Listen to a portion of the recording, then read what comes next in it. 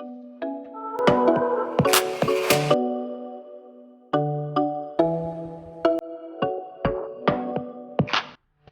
Wanderers! Welcome back to my channel. So for today's video, isa sa pinaka-favorite natin na inumin yung gagawin ko. Isa to sa mga requested na palagi nating in-order once na pupunta tayo or magta-travel tayo sa Bangkok, which is the authentic Thai milk tea. So very popular din to sa mga Thai series or sa BL series na pinapanood natin sa Netflix, other websites, and even sa movies nila, di ba?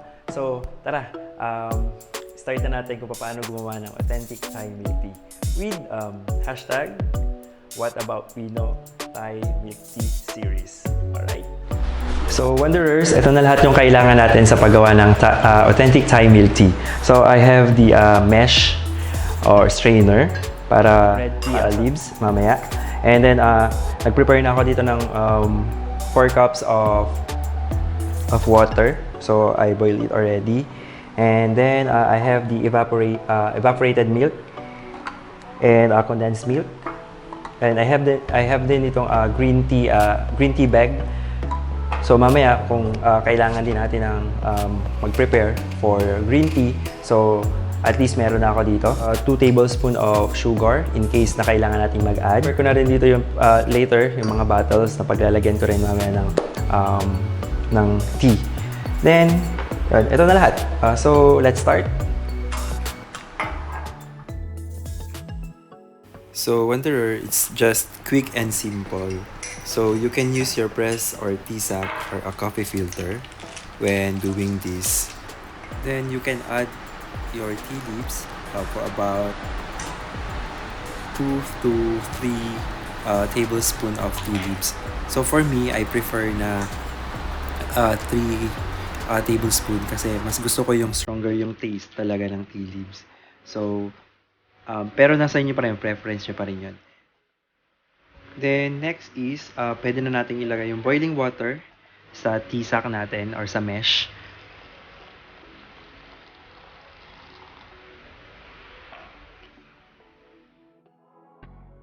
So, Wanderers, hayaan ko lang siya at least maybe about 20 to 30 minutes.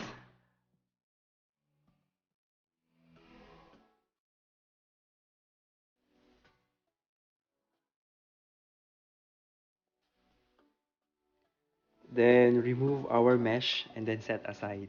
But be careful, baka medyo mainit pa yung mesh natin.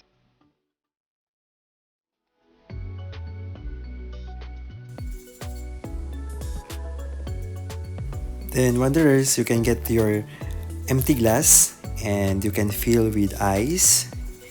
Mas maraming ice, mas masarap and mas chilling. Then, you can pour your tea slowly to your glass.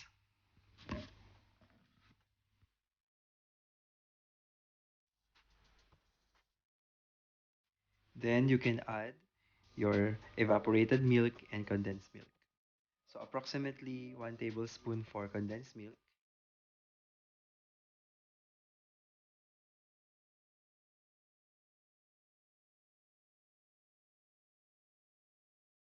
Then after that, you can add your evaporated milk. Same as well, or more than maybe 2 tablespoons.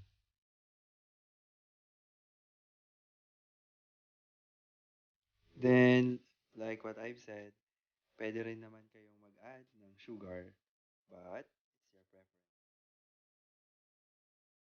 Then, stir well para mag-combine yung milk and your tea.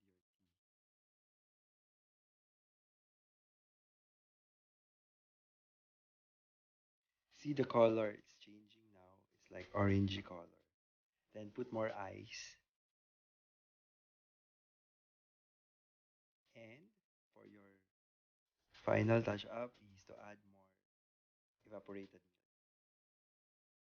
See, Wanderers, quick and simple. And Wanderers, there you have it. You can enjoy, relax, and you can watch your Netflix. Oops, your BL series, I mean.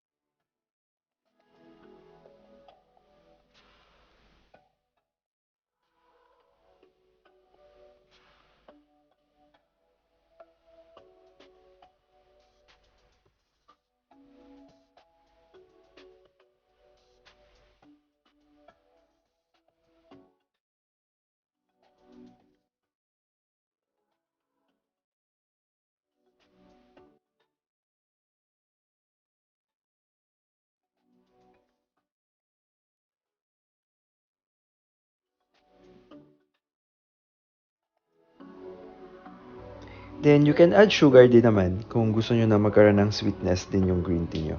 But not too much. Then, stir well, then you can have it.